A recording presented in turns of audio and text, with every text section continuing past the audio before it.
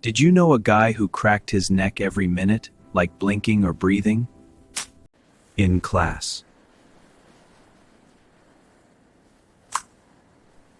At the computer.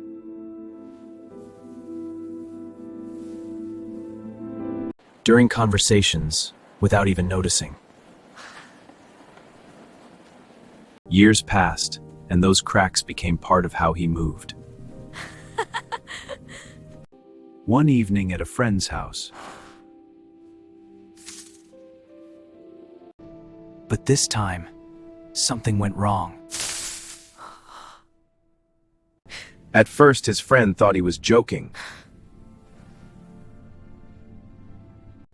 Years of constant strain had finally taken their toll.